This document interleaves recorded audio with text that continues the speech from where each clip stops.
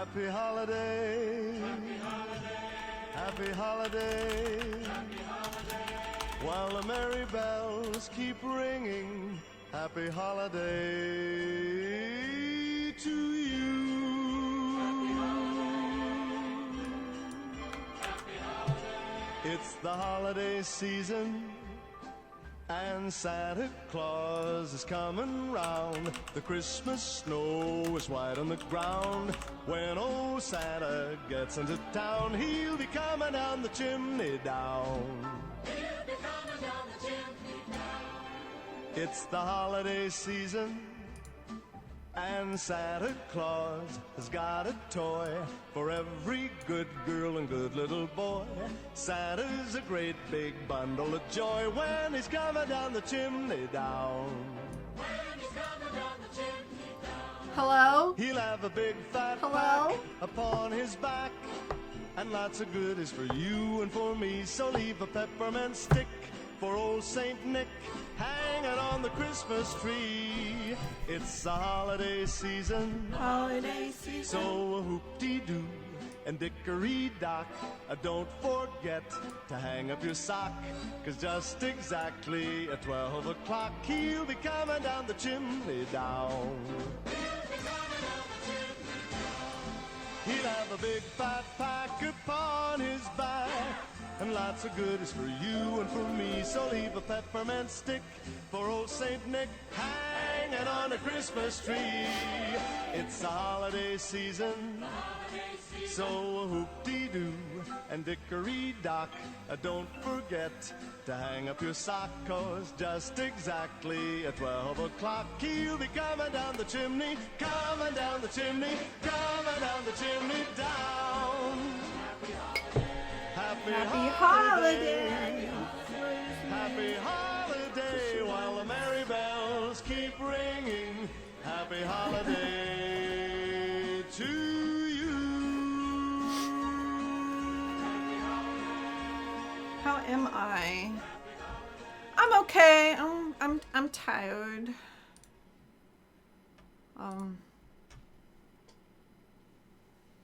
I'm tired. But I really need to get this scarf done because it's a Christmas present and I need to get it done. And I thought, shit, I really wanted to do,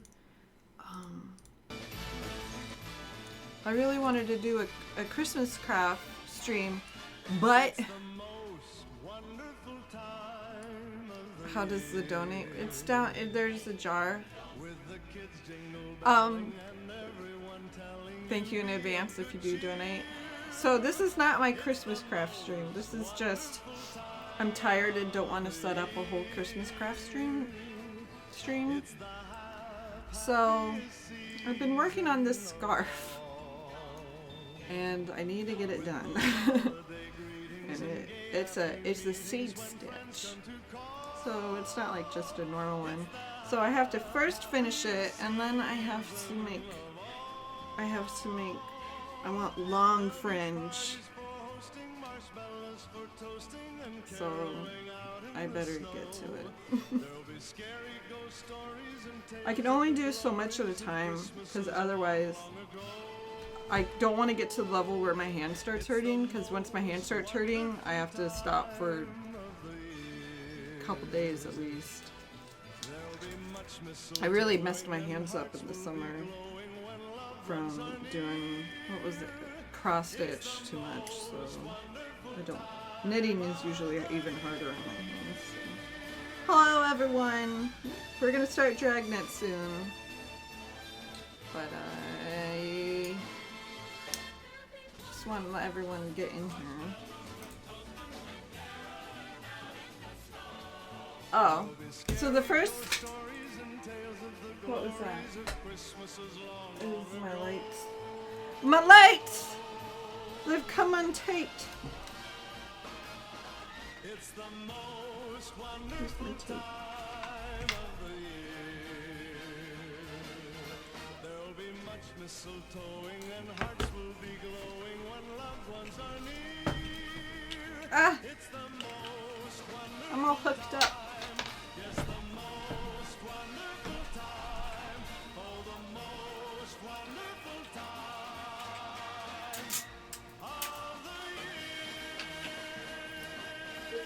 actually my lizards you were gonna do it. I have a dead lizard.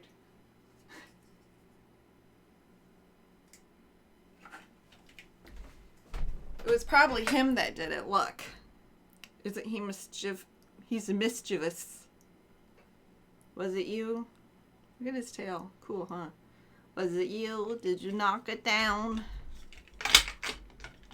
You know, the weird thing is, I never gave this guy a name. Look at his wrinkles. Can you see that?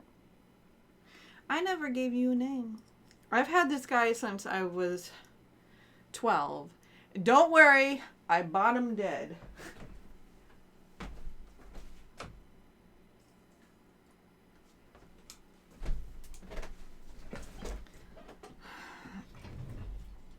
I bought him out in South Dakota. It was like some sort of weird little shop, and they had like dried lizards and turtles, shells, and stuff like that. And I really liked him, and I loved that he had the split off tail. So, all right, are we ready for Dragnet, or do you want another holiday song? Is that real? Yeah, he's dried. I bought him, and they had like furs and snake skins.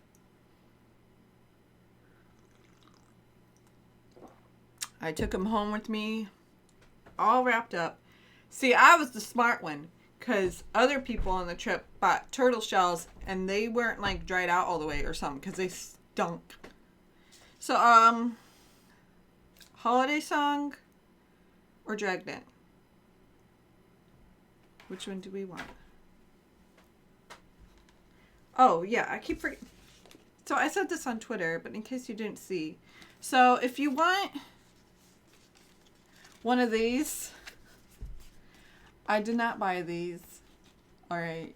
Well, they came when I bought something else. I bought something else, and these were free. If you want one of these, donate $5. Give me your address. I'll give you one, because I'm not going to use it. Yeah, Dragnet, the old radio show. Dragnet? You want Dragnet? Yeah, the cop show. It's my favorite.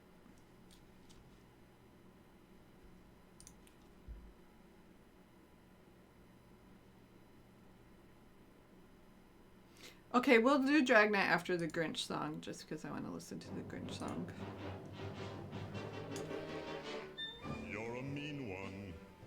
Mr. Grinch, you really Alright, so with the seed stitch, this is it. Like a knit purl, knit, stitch, purl, stitch. And you do that all the way down one, and then when you have a new row, you do the opposite. So right now I'm on purl knit, so I'm going to do purl knit all the way down, and then the next one will be knit purl, and that creates the seed stitch, if you can see, rather than a normal knit. And this is really cool yarn because it has the different colors, so it's like, it kind of looks like a Navajo blanket. Alright. You have termites in your smile. You have all the tender sweetness of a seasick crocodile. Don't mind my messy craft room. I have like wrapping paper scraps everywhere. I'd take the seasick crocodile. Pearl. You're a foul one, Knit. Mr. Grinch. You're a nasty, wasty skunk. And this is all I'm gonna do, because I need to get this shit done. Mr. Grinch.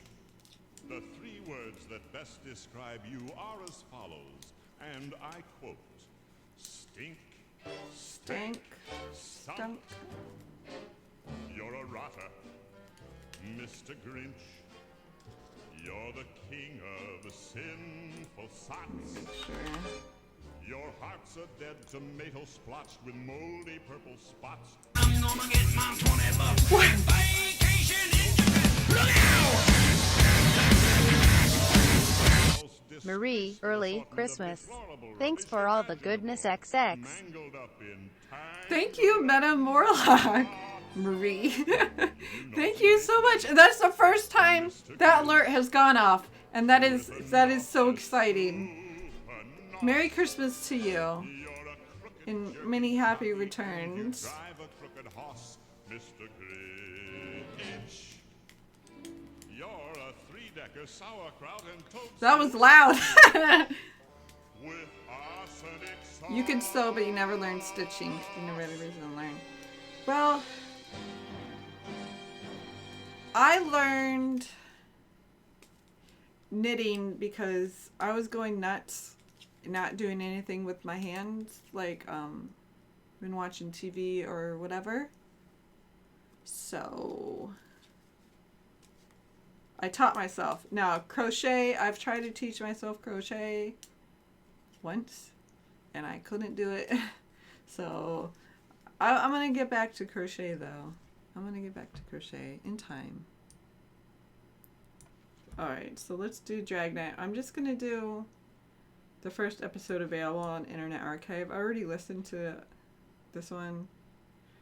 I'm like up to 100. The first actual episode is not available. I think they just have the script. So, whatever. So, I love Jack Webb. Jack.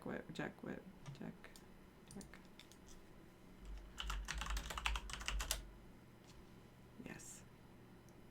Oh, I don't want to do the thing where I could show a picture. Anyway, he's Native American. Did you know that? Here is true. Okay. Only the names have been changed to protect the innocent. Dragnet. Is it too loud? Tell me if it's too loud. It's a little loud for me. Dragnet. The documented drama of an actual crime, investigated and solved by the men who unrelentingly stand watch on the security of your home, your family, and your Is life. that better? For This the is called next 30 minutes, Homicide. in The cooperation episode with the name, Los by the Angeles way. Police Department, you will travel step by step on the side of the law through an actual case from Wait, official no, that's police not files. better. From beginning to end. Wait, what? From crime to punishment. This is the story of your police force in action. Dragnet. Wait. Too loud? Too quiet? Thank you. It was Tuesday, March 25th. It was cold in Los Angeles. We were working the night watch out of homicide. Detectives in Los Angeles work in pairs. My partner's Ben Romero. He's a sergeant, so am I. My name's Friday. The boss is Ed Backstrand, Name's Joe chief of Friday. detectives. I was on the way back from the record bureau, and it was 13 minutes past 11 when I got to room 42. Homicide. Too That's a loud. hot Turn shot. it. Somebody grab it. I got it, Ed. Garbage. At 1245 All right. East Doheny Street, 1, 2, 4, 5. 2 officers So I finished shot this one, at this stitch. 1, I write this all down, by the 245 way. East Doheny Street, Doheny Street. 2 officers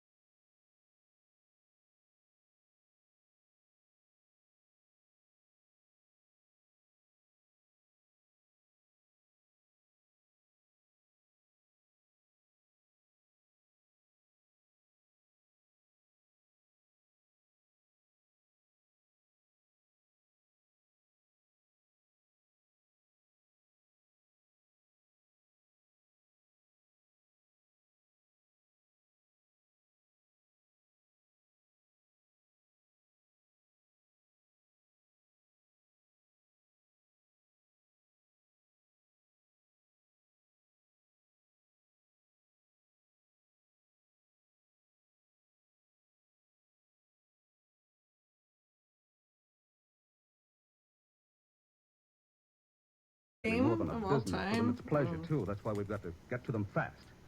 Come over here. All right. Come on. Thanks for help. Just to pause it again since someone brought up Overwatch. Do you play Overwatch? What was your season high? Am I making a scarf? Yes, I am. I'm making a big scarf. Oh, you know how to make a scarf. Making rectangles is the easiest part. Now, if you want to get into the other things, that's where it gets hard. I'm gonna sneeze. My season high was 3,100. And then you might go, oh shit, that's pretty good. Oh, you're diamond. Well, yeah. But the problem was, okay, so at the beginning of last season, you know, I got placed. I was placed 27, 56 or something. I don't know. So I rose up to 3,100, right? All on my own. I don't play with anyone. And then, guess what? Then I went on vacation. Then I come back from vacation and I was sick. And I played competitive while sick, and that was dumb. But then I also just got really shitty people. And I lost 4 games. And you were just zoom down. And then it's just once you start falling down, you can't get the back up. Because you're going to win okay, you're going to win 2 games, and then you're going to lose 4 more. It's absolute shit. Because once you get down low, then all the shitty people, they're fucking shitty. They're like, oh no, I want to be Widowmaker all the time. I had one guy, he was literally saying, oh, I paid for this game. I'll play how I want. I don't care about team comp. I paid for this game. You didn't. And then people just leave all the fucking time down in the shitter thing. So I started doing my playlist now for the new thing. I've only done 2 matches and I won both of them. So I'm hoping for another good placement. Who doesn't want to be? Well, the thing is, Widowmaker fucking sucks. Because if you're going to be fucking Widowmaker, you might as well be fucking Hanzo. Because Widowmaker's fucking all is literally what Hanzo can do every fucking 5 seconds. With the see through the wolf's eyes. You don't fucking need. It's dumb. It's oh, I don't need fucking Widowmaker to tell me that Tracer's flitting around in the back. And I'm cussing now. God damn it. Anyway, the arcade shit. Arcade is great. The thing about getting the loot boxes when you does the wins and then doing the 3v3s. Oh my gosh. Diva is so good for 3v3s. I haven't lost with her yet. And of course whenever I do free for all, I just play Torbjorn because I never get to fucking play Torbjorn. Just play Torbjorn all the time. Alright. Torbjorn or Symmetra. Alright, okay. Back to Dragnet. I'm sorry. Y'all never told me your scores though. But they were bad. Were you jealous? Were you jealous of my diamond? Here. Okay. Take a look at this map. Uh-huh. Here's the Trapdoor Cafe, and over here's the liquor store. Down here is where the first cab driver got shot. I have to say, it's really embarrassing when you're down playing with the shitters, and they're like, a diamond? What is a diamond player doing here? It's like, alright. Right here's where the second one got it. All of the shootings have taken place within an area of 10 square blocks. Okay. Tonight we're going to throw a blockade around that whole area. Good. It'll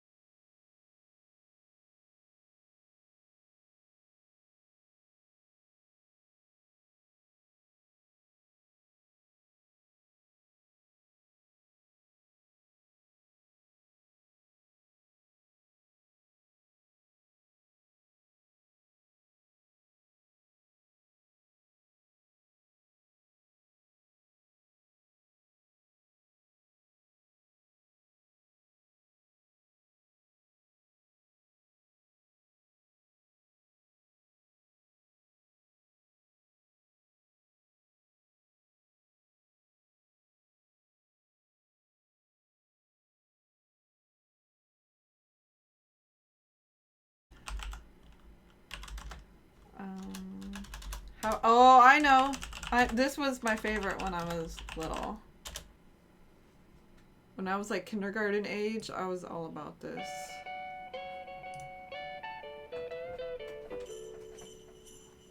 And I'm losing everything. Jingle bell, jingle bell, jingle bell rock. Jingle bells swing and jingle bells ring. Snowing and blowing up bushels of fun. Now the jingle hop has begun. Jingle bell, jingle bell, jingle bell rock. Jingle bell time and jingle bell time. I'm gonna try to fix my lights while this plays. In the frosty air. What a bright time, it's the right time to rock the night away. Jingle bell time is a swell time to go gliding in the one-horse sleigh. Giddy up, jingle horse, pick up your feet. Jingle around the clock. Mix and a mingle in the jingling feet. That's the jingle bell rock. Jingle bell, jingle bell, jingle bell rock. Jingle bell chime and jingle bell time. Dancing and prancing in Jingle Bell Square. In the frosty air. What a bright time, it's the right time to rock the night away. Jingle bell time is a swell time to go gliding in the one-horse sleigh. Giddy up, jingle horse, pick up your feet. Jingle around the clock. Mix and a mingle in the jingling feet. That's the jingle bell. That's the jingle bell. That's the jingle bell rock.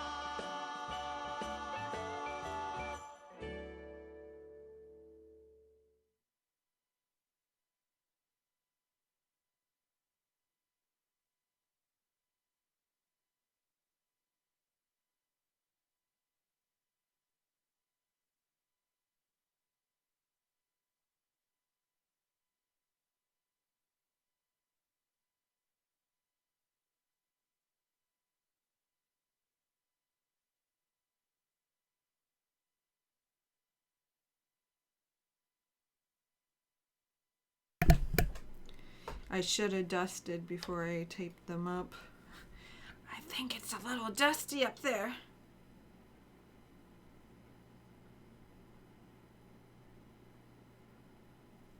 What was the link, Obbies? Was it a song? Sorry, links are automatically removed. One more song? What do we want? Not Feliz Navidad. Rudolph? We want Rudolph.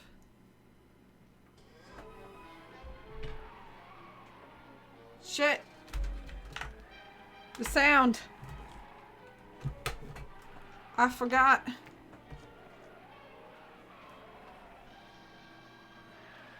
I know, aren't I? I really mixed like this tank top's all delicate and flowy and shit. And then I have my, this is high quality shit right here. It's the whole movie! No, we can't listen to the whole movie! It was the whole Rudolph movie. Shit. Okay. You know Dasher and Dancer and Prancer and Vixen, Comet and Cupid Donner and and Blitzen. Donner and Blitzen. But do you recall the most famous reindeer? Who's your favorite reindeer? of all? Rudolph the red-nosed reindeer had a very shiny nose, and if you ever saw it, you would even say it glows.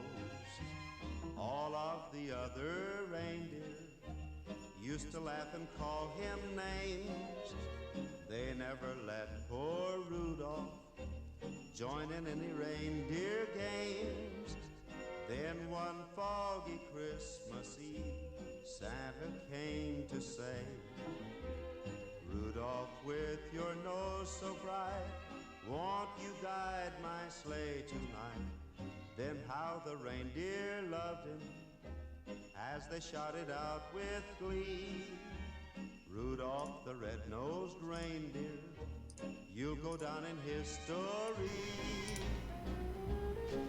Test? Okay.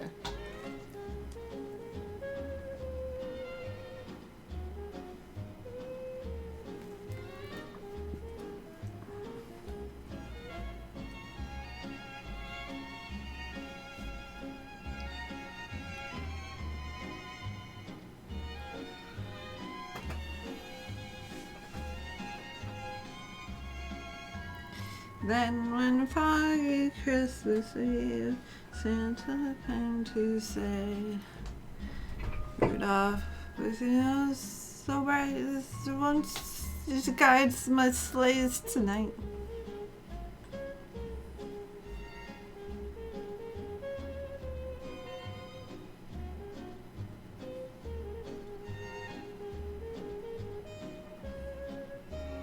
Rudolph the red-nosed reindeer had a very shiny nose, and if you ever saw it, Couldn't miss it. you would even say it close. All of the other reindeer Oh, this is the frozen pie crust! We were missing you, brah! Especially Madam Warlock. He's like, where's my boyfriends?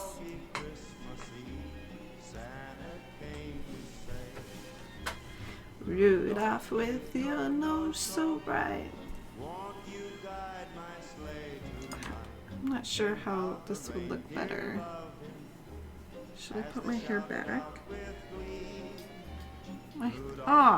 Crap, my things came out.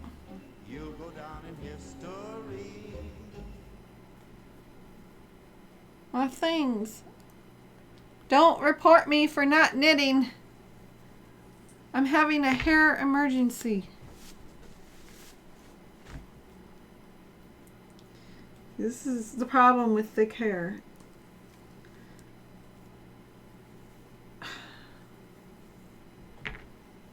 Just, you can find anything in here. Okay. All right.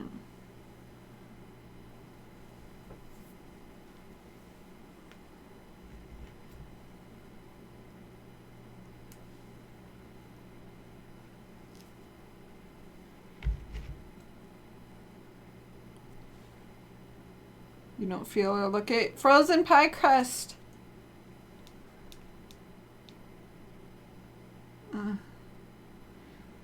Are you ill? Oh, we need another song. How about a sad one for frozen pie crust?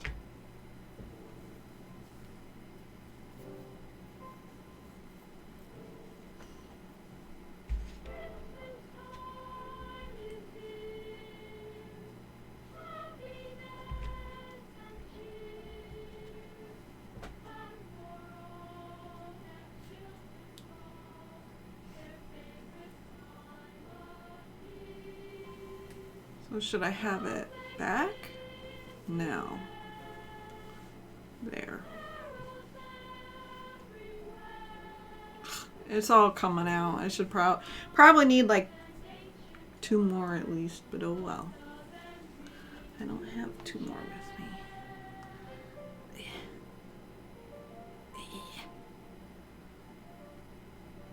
I look like crap. Fuck. Do I need face powder? I don't know.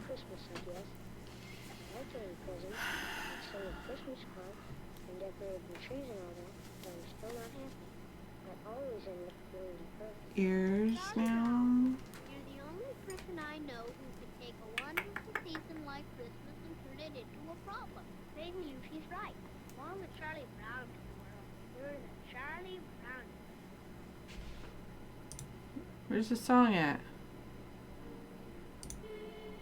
Oh, okay, whatever. Alright, back to Dragnet. This is from official files. Technical advice for Dragnet comes from the office of C.B. Horrell, Chief of Police, Los Angeles Police Department. Alright, okay. So this episode 3 is called It's Loud. The werewolf. Here is true. Only the names have been changed to protect the innocent. NBC brings you Dragnet. Thank you for the compliments, fellas. You're a detective sergeant. You're assigned to robbery detail. There's a potential killer on the loose in your city. 18 women have been beaten and robbed by this man. The newspapers call him the werewolf. Your job is to get him. Gim! So I'm on The documented drama of an actual 226 investigated and solved by the row. men who unrelentingly stand watch on the security of your home, your family, and your life. For the next 30 minutes, in cooperation with the Los Angeles Police Department, you will travel step by step on the side of the law through an actual case from official police files from beginning to end, from crime to punishment. Dragnet is the story of your police force in action. Dun, bum, bum, bum, bum. It was Thursday morning, February 2nd. It was raining in Los Angeles. We were working the early morning watch out of robbery detail. Detectives in Los Angeles work in pairs. My partner's Ben Romero. He's a sergeant, and so am I. My name's Friday. The boss is Ed Backstrand, chief of detectives. I was on the way back from the teletype room, and it was 3 a.m. when I got to room 27A, robbery detail. Hi, Ben. What's up? Keep the coat on, Joe. Just had a hot shot call. Coming, Skipper? Right behind you. A hot shot. What was it, Ed? Another woman robbed, almost beaten to death. Well, how many does that make? About 18 in 6 weeks. Is that right, Skipper? Yeah, 18 too many. Come on down these stairs to the garage. Yeah. What about that suspect we had, Ed? You mean Martin? Yeah. Had to release him this morning. But I got a good tail on him, Henderson. Yeah. We got any report yet? Nothing definite to hold him for. Here's the garage. Let's hustle it. Right. Then if this isn't Martin's job, Skipper, and he's not the right man... Then we start all over again, and we work night and day till we find the right man. Here's the car. Let's go. Ben, you drive. Yeah, all right. How do the victims describe this guy, Ed? Pretty sketchy. Supposed to be tall, dark, long black hair. Last woman said he had a face like an animal. Something like a dog. Or a wolf. Oh, it was like repeating. Whoa. Yeah. She said. Oh yeah, this is one of, okay, some of the episodes on this Internet Archive, they like repeat itself. So you're just gonna have to deal with that, because this is a really interesting one.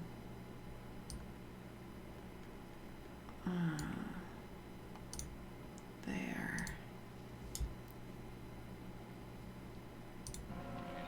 Something like a werewolf. Something like a werewolf. Well, he almost had to be that, judging from the way he operated. He was either an animal or a raving maniac. One thing we were sure of, he was smart and he was dangerous. For almost 2 months... Don't make fun, garbage bin. Early morning, usually between 3... Women are getting raped. And the victims were always lone women, most of them waitresses, coming to work or going home. He dragged them into the car, robbed them, beat them until they were unconscious, and then throw the body out into the street. That's just what we found when we pulled up to the curb near the corner of 8th and Grand. One cruiser car was already there, and so was the ambulance.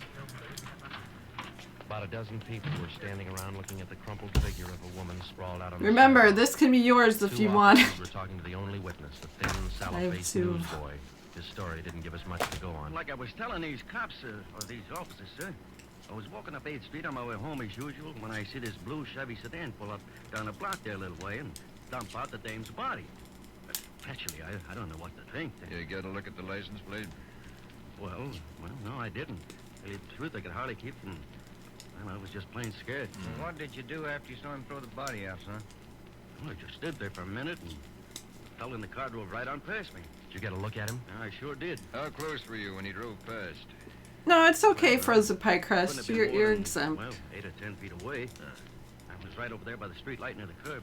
Would you know this man if you saw him again? I don't know. Gosh, Dad, I said Frozen Pie Crust doesn't have to compliment. He gave me a compliment the other day, so it's okay. Leave poor Frozen Pie Crust alone. That's a hashtag. But his height or his build or his weight. But, mister, his face I'll never forget. Why do you say that? It was just like the paper says about him. Right here on the front page. Here, read it. See? Woman says attacker looked like werewolf. That's all the newsboy could tell us. The suspect drove a blue sedan. He had a face like a werewolf. We covered the neighborhood for clues, and we questioned a dozen people, but we got nowhere. We took the witness's name and address, and we drove down a couple of blocks to an all-night gas station. That sucks, all bees. If they fire you, just sue Call them. the office and see if Henderson's called in on Martin. We might still have a suspect. Right, Skipper? Looked as mad as a wet hornet, doesn't it, Joe? Yeah. Did you get a good look at that woman's face when they moved her in the ambulance? Yeah. Sure does like to mess him up. Oh, I don't know how we're going to get him, Ben, but we better do it fast. Next time, it'll probably be murder. Well, here comes the skipper, Joe. Thank you, all bees. Doesn't look good. What is it, Ed? Just like Henderson. Jailed Martin to a bar in Long Beach. He hasn't been out of his They sight for call 2 minutes. sweaters jumpers. Aren't they weird? We're right back where we started. Yeah, with one more half-dead woman in the hospital. Well, how about that stolen car? Wait a minute.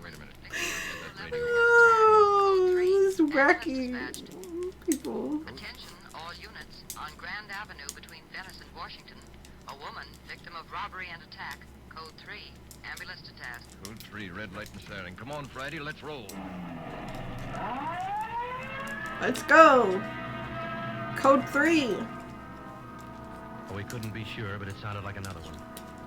6 minutes later, we were there. Same story. Werewolf. The next day, the chief ordered the number of cruiser cars doubled in the Central District. This was for the early morning. Yeah, walks, because they'll make you plain sweat, clothes to back them right? up. Then the newspapers played it big, and in 2 days, the story was on the front page of every paper in town. Maybe that should have made the werewolf lay low, but it didn't. Because at 4 o'clock that morning, while Ben and I were patrolling with the other cars, he got his 20th victim. Attention, all units. Whittier between Soto and Matthews. A woman victim of Whittier. an attack. Code 3. Ambulance dispatched. Here's a report on that blue sedan he used the other night, Joe. Found it out on Anaheim Telegraph Road. Any luck with it? Not one thing. British people are weird. Anything else? Nothing. Well, how about the auto theft detail? Same old story, Joe. He steals a car, uses it once, and then drops it. Never leaves a thing behind. That's great. We're sure moving fast. How about that big guy you picked out of the lineup this morning? Oh, I checked his alibi. It's perfect. Now we haven't got even half a clue. Yeah. Well, come on, let's check with Ed. He's instructing the policewomen on the plan for tonight. All right. Now you've heard the report. You understand how the suspect operates and what you're to do. Remember, all of you forget you were up. Well, to be fair, Southern people say carry. Like, I'll carry you to the store. And they mean give someone a ride. I guess that's kind of weird, right? So, in case you are lost in the story, or you're just coming in the story, there's a guy, and he's been nicknamed the werewolf because he looks like a werewolf. And he's robbing women and beating their faces in. So, I guess he's not raping them because there's a couple rape episodes. There's even a rape episode with a little kid. So, now there's these women cops. They're gonna act as bait. So they're getting briefed. Oh my goodness, it's getting late. So that's what's happening in the story. Policewomen, change the way you walk, the way you carry yourselves. That's the part you're playing, all right? And be careful and don't take any chances. All right, Freddie. Okay, Ed. Now, just to make sure you look the part, We're spotting each one of you at different restaurants and coffee shops throughout the Central District. And from 7 o'clock tonight until daylight tomorrow, each one of you is going to be a waitress. You got that? Okay, Ben, you want to give them their assignments? Okay, Joe. Well, here's the way it lines up. Marge Kissel at the Top Hat Cafe. That's on 9th Street between Alpharetta and Westlake. And Katie Welch, Joe's Coffee House, Brooklyn Soto. Right. Pat Fielding at the All-Night Steakhouse on Figueroa Street between Florence. No, the trick of using decoys to lure criminals into a trap wasn't exactly new, but, well, it was just one of the old tricks that we figured might land the werewolf behind bars. At 7 that night, Ben and I made the rounds and found each of the policewomen on her job as a waitress. Well, the overall plan was simple. The girls were to leave the different restaurants between 3 and 5 a.m. that morning and pretend they were walking home. We mapped different courses for each one of them to throw out as much bait as possible and yet not to make it look suspicious. Each policewoman, from the time she left the restaurant and stepped out into the deserted streets, would be pretty much on her own. We had officers planted all along the way at designated intervals, but a big element of chance and danger was still there. All we could do was cross our fingers and hope. How much more time, Joe? Let me see. She's due in 2 minutes. Waiting gets on your nerves. And it won't be long. This corner doorway's a pretty good lookout spot. Yeah. Wait a minute. Listen. Who is it, Joe? Can you see? Get back. What is it? Wait a minute. It's Marge Kissel. There's a man following her, a big guy. If it's the werewolf, where's his car? I don't know. Maybe he changed his plans. Get back. Here they come.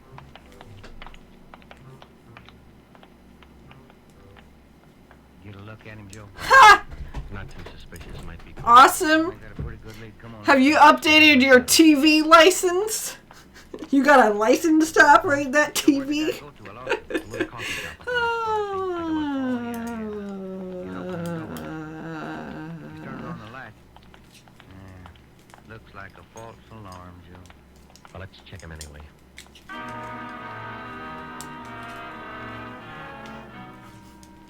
Well, I didn't think we'd be that lucky on the first try, and we weren't. We asked the man a few questions, and it didn't take him long to show us he wasn't our man. He owned the coffee shop. So, Ben and I went back and took up our posts again and waited for the next decoy. We covered that 10-block course 6 times that morning, back and forth, following the bait, but it was almost as if the guy could sense a trap. Not once did we get a nibble. By the time our last decoy finished the route, it was almost daylight. Joe, I never was so glad to see that sun come up in my whole life. My feet feel like they're puffing right up out of my shoes. Yeah, me too. Come on, let's get over to the car and check on the other squad out in Boyle Heights. You tell them, garbage bin. Hit the radio, will you, Ben? Yeah. It's all they do all day. Your job on the force in there. Yeah, you and me both. Now let's see what happened to the others, huh?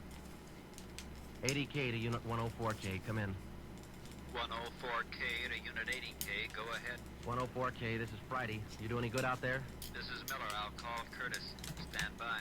80K to 104K, Roger. What do you think, Joe? Maybe a bite? I don't know. Oh, this guy's... What is that saying? It's like, wait, don't... There's like some sort of like jingle or whatever they wrote that's like something about bending knives, like, and you need to be 18 or something to buy a fork or a spoon. It's like, don't be a something, and like in Scotland you need a license to have an airsoft gun.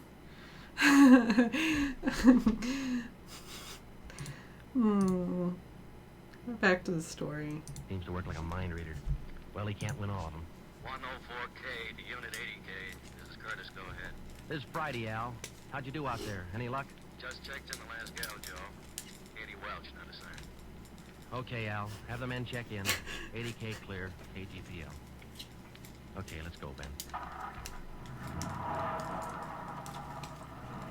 When we finally got back to the office that morning, both Ben and I were ready for some sleep, but it didn't look like we were going to get it. We just about finished going through the overnight reports for some kind of a lead when the phone rang. Hey, Jinxtron, we just had a stabbing. Hi, Wilkie. You got something for us? Not much, Joe, but it might work into something.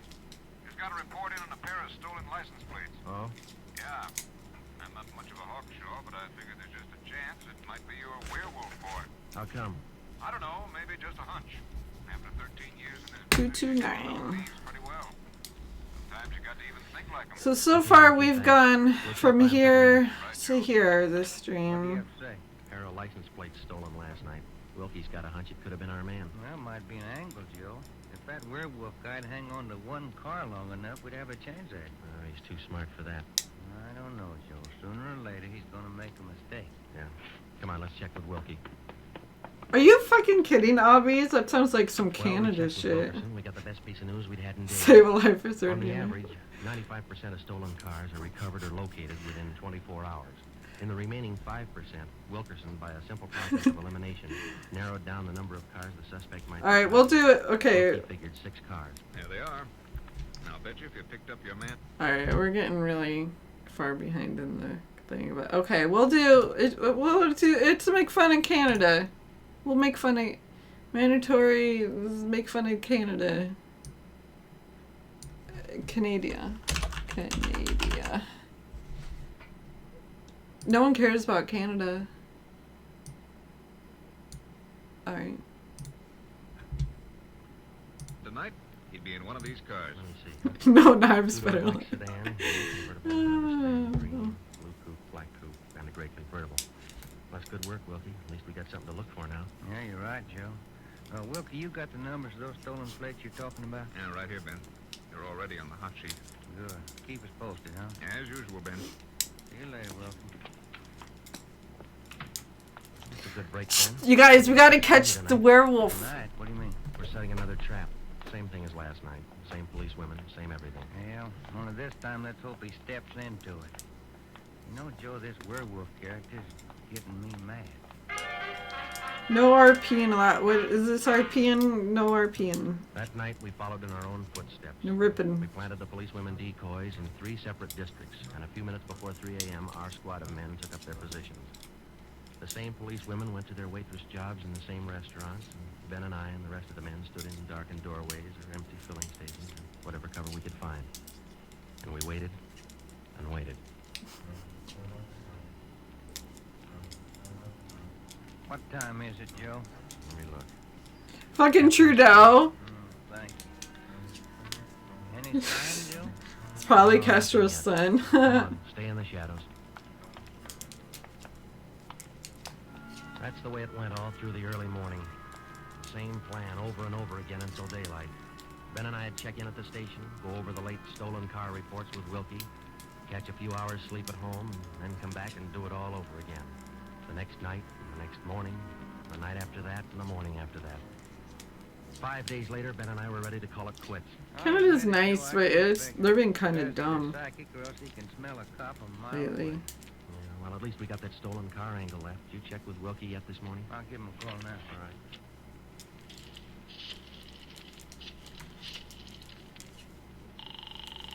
All right. Thanks for telling me, Nels. Auto theft, Wilkerson. This is Ben, Wilkie. Got anything for us this morning? Yeah, just gonna call you.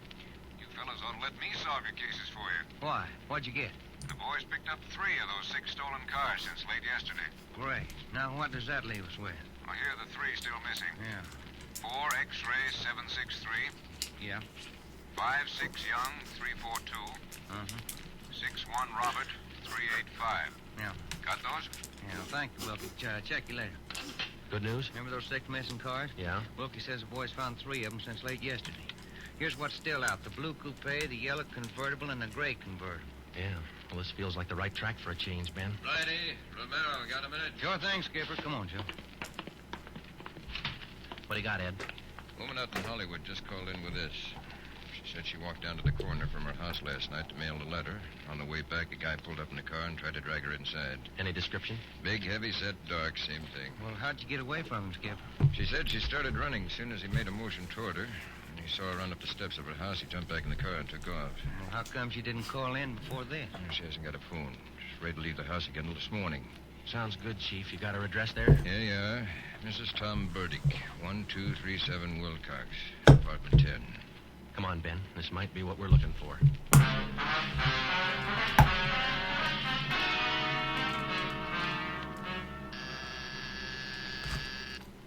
Who is it?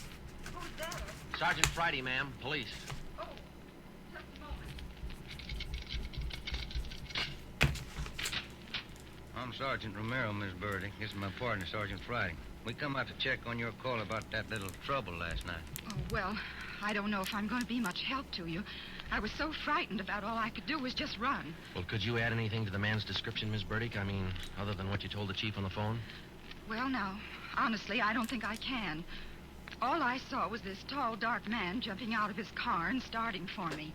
He had a heavy build and seemed to me, well, a large head. Lots of long black hair. Miss Burdick, would you recognize this man if you ever saw him again? Well, I think I might. He was such an unusually big man, almost frightened me to death. Well, just one more question, Miss Burdick. Could you describe the car this man was driving when he approached you? His car? Mm-hmm. Why, yes. It was a gray convertible. Miss Burdick, are you sure of that? Yes, I'm sure of it. A gray convertible. Thank you, Miss Burdick. That's all we wanted to know. Sometimes when you're on a case, you can chase yourself around in circles for weeks trying to fit together just two little pieces of a yard-long jigsaw puzzle. And a lot of the time, you find the answer when you least expect it. But once you get that feeling you're after the right man in the right way, there's nothing that can shake you. When Ben and I got back to headquarters, we went straight to the chief's office with the story, and we had him stake out the gray convertible. In other words, if any detective or officer... They aren't all the big. car, There's he short reported it ones. back to us, but he stayed away from it. We figured that there probably weren't more than But two I like of the 'em victims big. who could take the witness stand and identify the man who robbed and beat them. Not with a smart defense lawyer, anyway. So there was only one way to catch this suspect. Red-handed. Here they are, Joe. Both sets of license numbers for that gray convertible. Here the original, and here the numbers on the stolen plates. Good. Everybody got a hot sheet? From the chief all the way down to the janitor. Fine. Now let's get together with Ed, huh? Don't be obscene, Madam Warlock. On the corner of California and Oakwood, a woman badly beaten. On the corner of California and Oakwood, a woman badly... Come on, Ben, another one. But, Joe, it's broad daylight. Yeah, doesn't figure, does it? Come on. He's really stepping it up. That vacant lot over there, Joe. Two plainclothesmen and uniformed officers were keeping the crowd back. An ambulance was drawn up by the curb, but it was empty. When we got down to the rear of the lot, we found out why. They were waiting for the coroner. The woman was young, not much more than 30. Her body was half sprawled across the muddy ground, and her face was turned upward. It had been badly beaten. They figured it happened last night, Sergeant. Have the fingerprint men been notified? Yeah. How about the crime lab? Just called them. That's good. Now let's keep everybody out of the area till they get here. Right, Sergeant. Who found the body? One of the kids in the neighborhood. The woman was dead when he found her. Did What a live around shame. here? About a half mile away. I hear she's got 3 kids. Or Did. had 3 kids. Oh. You've seen enough, Ben? Yeah. Let's get on back to headquarters.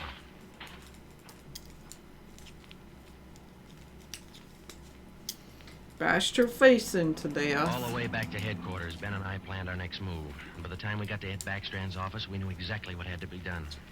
When we told him about the werewolf murder, he didn't say a thing for a minute. He just stared across the room at the calendar on the wall. Then he brought his hand down hard against the desk. Friday, Romero, I'm only going to say this once, so get it straight. That guy's pulled his last job in this city. He's through robbing and beating women, and he's through with murder. I've given you time to track him down, and now I want him in. No stalls and no excuses. I want him. I don't care how many men you use, and I don't care how you get him, but get him. That's all. Your assignment? Get him! I worked all that afternoon, right? Get 'em! there, up until 8 o'clock. By that time, the overall plan was down on paper and already in action. It was one of the biggest things we'd ever tackled, and, well, we didn't know if it was going to work. We only knew it had to work. We had a squad of 65 cars to stretch out over 40 square miles of the city in one big dragnet. The blockade itself would be stationary most of the time, and working inside it would be 2 cars, 14 policewomen as decoys, with 2 plainclothesmen assigned to watch each policewoman. If and when the werewolf was sighted in the gray convertible, we'd automatically take over the police radio for the whole city, and Backstrand would direct the chase from headquarters. A little after 8, we had coffee and hamburgers, and we went to Ben's for a few hours. Ben tucked his kid in bed as usual, and then he laid down for a nap. I talked to his wife until I dozed off in the chair. At 11:30, she woke us up. I combed my hair and put on my coat. Cops' wives are like everybody else's. They worry. When we met Ed at headquarters, we did some last-minute checking on details with Backstrand for about a half an hour, and then we were all ready to go. By 5 minutes past 2, half the Dragnet crew pulled out of the police garage and scattered over the city to their places. By 2:35, the other half pulled out, and a few minutes later, Ben and I followed. At 3 minutes to 3 that morning, Backstrand took over communications and checked every car in the operation. It was a good start. Every man in his right place by the right time. The trap was set. All we needed now was to find our suspect, the werewolf, inside. Control 4 to Unit 80K. Control 4 to Unit 80K. 80K to Control 4. Go ahead. This is Backstrand, standing by. 80K, roger. Clear. KGPL. Okay, Ben. Now let's go find him. I got a hunch, Joe. Let's try the Wilshire district first. Sounds all right to me. Let's go. It wasn't anything. For the first hour and a half, we raked the Wilshire district back and forth. Not a sign. Then about 38 minutes past 4, we headed back for the downtown area and parked in an alley where we could double-check on one of our policewomen decoys. Here comes one of the gals now, Joe. Pat Field. Bet her feet are almost as tarred as mine. See anything else, Ben? Nothing. Quiet as a church. No, wait a minute. Car just turned the corner. Heading up in the same direction she is. No. Joe. Joe, it's slowing down. Wait a minute. Uh-oh. He's pulling up beside her. Uh-oh. It's a gray convertible. It's him, Joe. Come on. It's him. Let's go. Ben, get out. They're driving.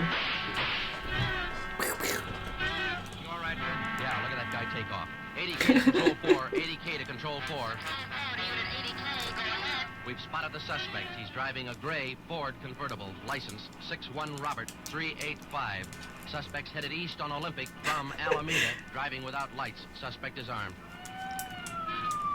Get him! He had a fast car and he knew how to drive it. We almost lost him twice. 2 minutes after we sighted him, Backstrand took over full radio control. Control 4 to Unit 80K. Your location? 80K to Control 4. We're traveling at a high rate of speed, headed east on Olympic, crossing Soto Street. Control 4 to all units. Stand by. Units 11A, 12, and 13R close in on the intersections at Olympic and Lorena. Units 41, 42, 45, and 104K move on the next 4 crossings east of that. To the north and south, units 105K, 14A, 17R, 43T. Block all main arteries.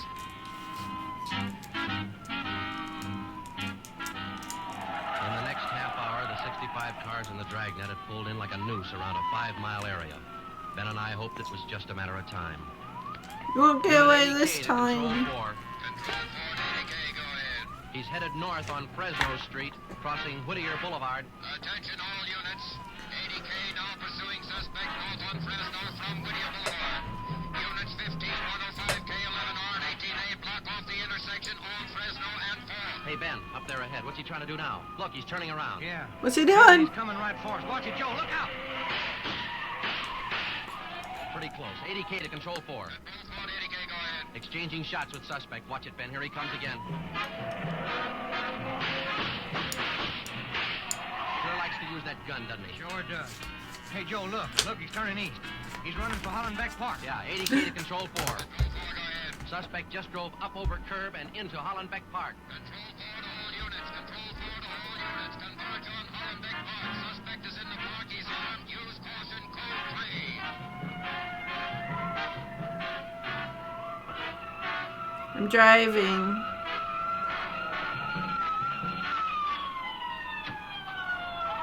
There he is, Ben. Watch it. Looks like a night baseball game with all these headlights. Yeah, come on, let's get him. Yeah. Never say die, huh, Joe? Joe, can you get a shot at him? Don't shoot! Don't give up! Don't shoot! And step out in the open and get your hands in the air. All right, I give up. But don't shoot! You're a brave kid. Yeah, come on. All right, you get your hands in the air. Come on, higher. Joe, look out, he's got a knife. I got him.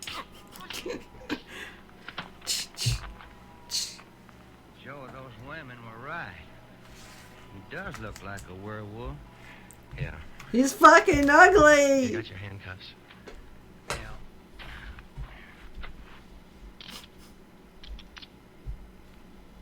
Okay. Got a cigarette? I've been out for an hour. Little place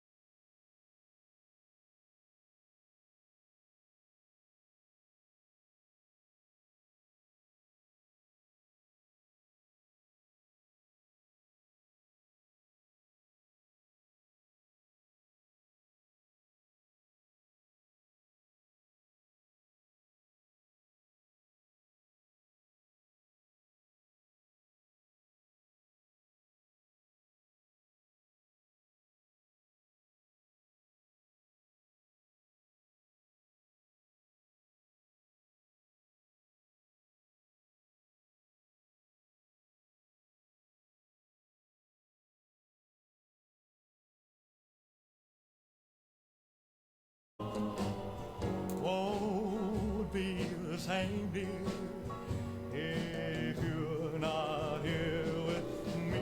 And when those blue snowflakes fall in, that's when those blue memories start calling. You'll be doing all right with your Christmas of white. For the Christmas crafts, we will be doing some paper cutting. Some, it's more like just decoupage.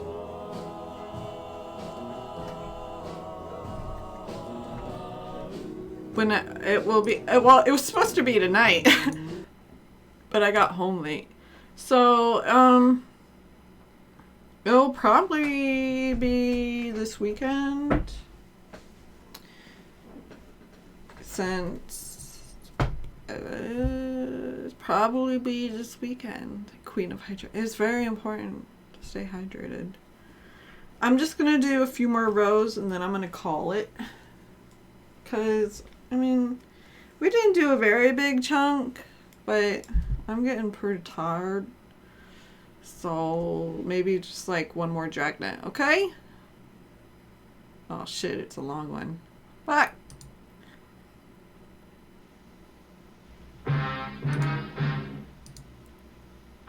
Arby's. Haha, I get it. Meant it more like Arby's. Ladies and gentlemen, the story you are about to hear is true. Only the names have been changed to protect the innocent. NBC brings you Dragnet.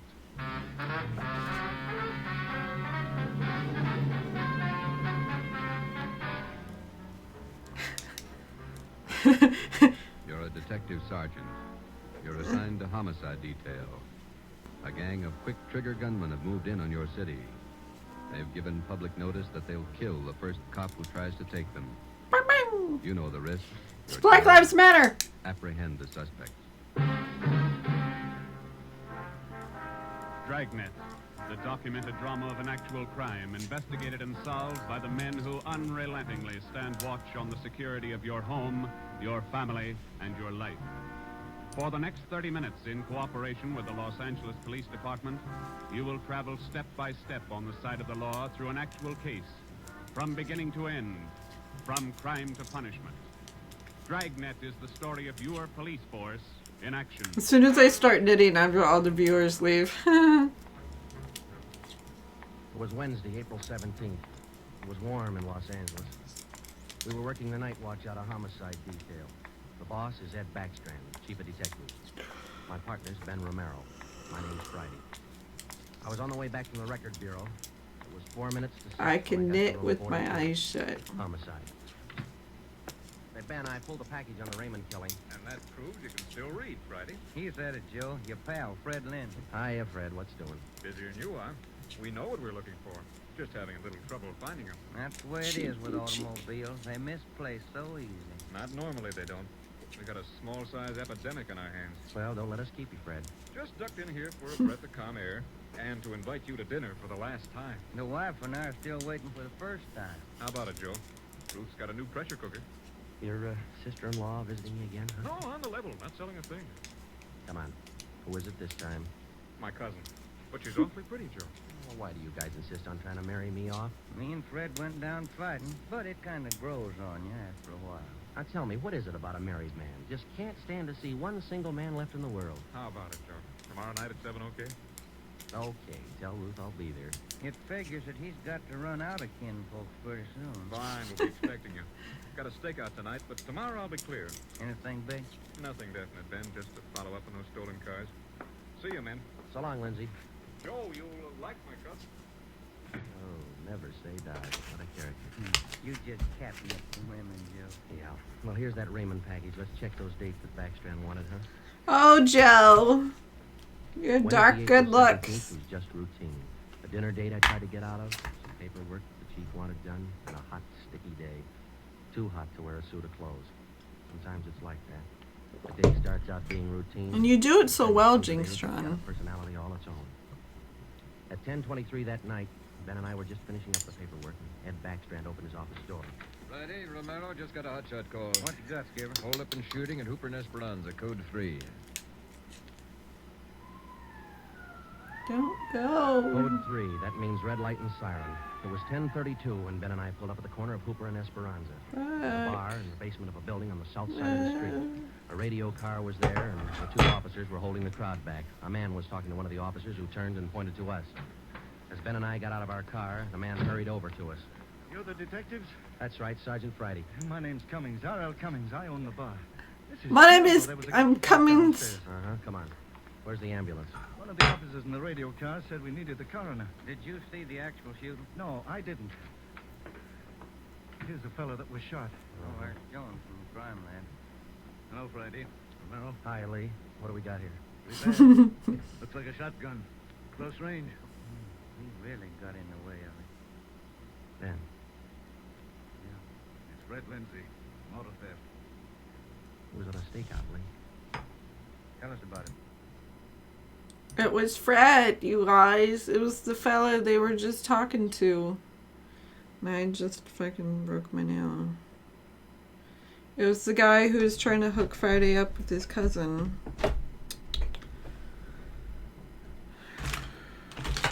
Well, I'll just have to take care of the nail later. It would be very sad now. And Fred is dead. Mr. Cummings. You know this fellow, Sergeant? Yeah, we know him. What happened? We had a holdup tonight. 3 men. Yes, go on. Well, business was good, real good. We had a large crowd, and I was happy about that because I've been trying to sell out for a long time now. I've been showing the place to different parties all week long. I had a fellow coming over tonight to take a look at it. What time was that? A little less than an hour ago, about 9:30. I see. Go ahead. It was almost time for this man to show up, so I called Eddie, that's my bartender, and I told him to kind of keep a lookout for the man because I was going back to the office to get the books ready to show. You know how it is. See, they're doing the flashback thing still. You'll watch for him, Eddie? You bet I will. If you want me, I'll be back in the office. That is Max's dog bed. One of them. Well, yes. What is this? You're the boy we want to see. Which one are you? All 3 of us. What's going on? He takes up a surprising amount of I haven't room. any money. You go to the bank on Thursdays, don't you? Well, I made my deposit today instead. I've been watching you for a month now. Don't give us that. You go to the bank on Thursdays. Now, come on. Yeah, he makes me sleep there. He gets the main bed.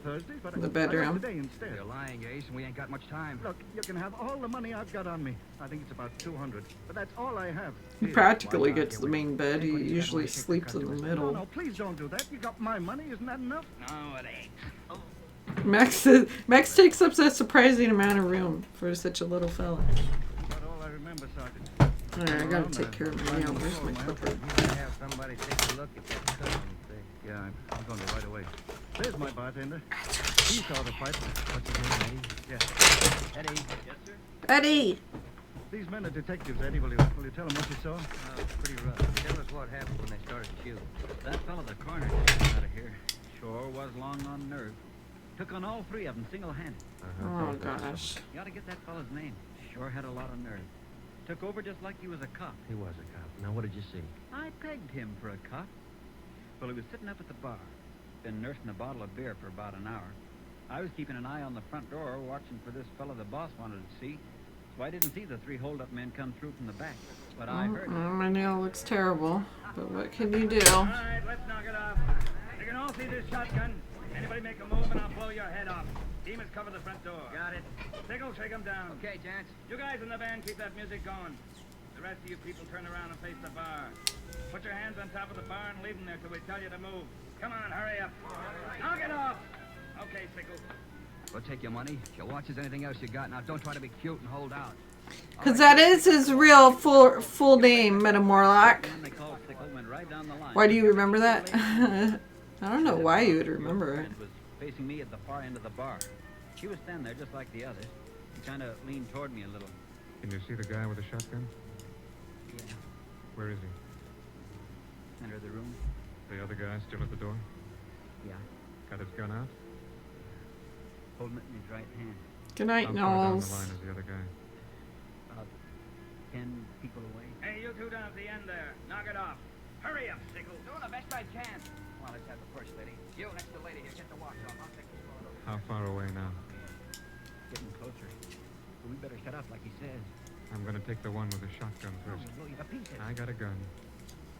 How far away is that guy now? I thought Jans told you two to shut up. All right, Sickle, try to move and I'll break your back. Let me go. Go ahead and shoot, Jans. Stay away from him, Sickle. All you people at the bar, down on the floor. Okay, you with that shotgun, grab it. Demas, can you get a shot at him? Not without hitting Sickle. Come on, you, I'm waiting. You got us all wrong, boy. We like Sickle, but not that much. The cop was holding Sickle as a shield. And the big guy let go of the shotgun.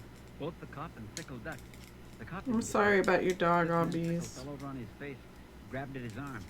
The man with the shotgun went down on one knee, holding his stomach. The man at the door took a shot at the cop, but he missed.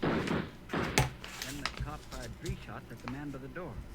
Looked like the first 2 missed, but the last one caught the man in the leg and he went down. Well, by this time, the big guy with the shotgun had recovered enough to hold his weapon again. I tried to warn the cop. Look out! The guy with the shotgun! I see him. He's out. Cop pointed his gun and pulled the trigger, but he was out of shell.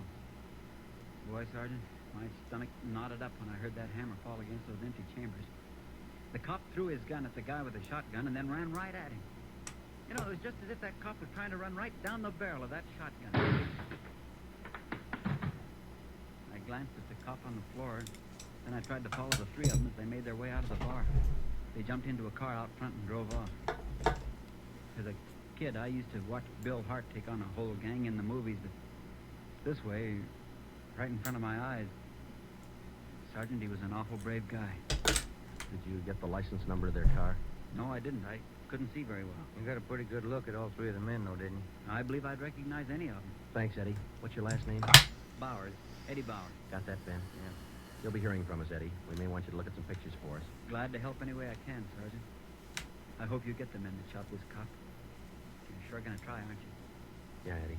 We're sure gonna try. The next step was for Ben and I to make a complete report to Chief Ed Backstrand. They got Lindsay, huh? Is that Fred Lindsay an auto theft? Yeah, that's right. Good cut. You say he wounded 2 out of the 3 in that holdup? Yeah. That means they'll have to have medical attention in a hurry. Or check all the small hospitals, cover all the drugstores to get a line on anyone who's bought medical supplies in the last hour. As soon as medical detail notifies Miss Lindsay, I'd like to go over and see her. Smith and the medical details out there now. By the time you get back, we may have a flash in the drugstores or hospitals. We'll be back in 30 minutes. Call in when you get out there. Right, Ed. You might carry this with you. Yeah. I'm sick. I'm sick to my stomach about this thing. I want you to get those 2 bit punks. I don't want them to see another sunrise. Got that, haven't you? Yeah, Ed. Let's go, Ben. Chandler? Yes, sir. Put out an APB. Have communications broadcast to the Kill 'em. suspects every 30 minutes until further notice. Get him.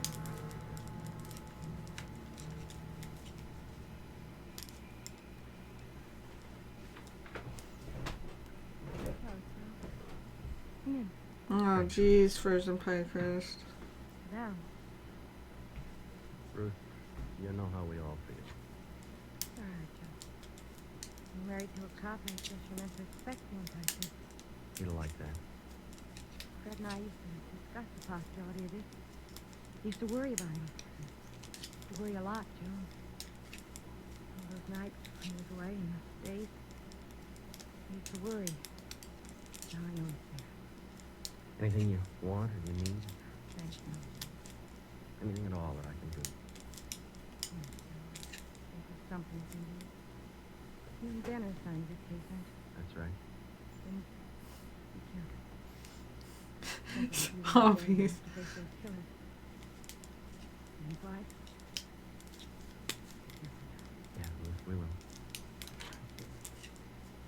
I think it gives me a moment to give this to Fred more than anything I want to.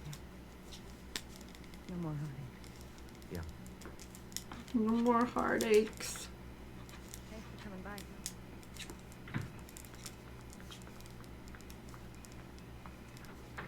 Joe. I wouldn't be so composed. How'd you take it, Joe? Let's go. He's hurting! He's hurting! Joe, how'd you take it? You're married, Ben. You figure it.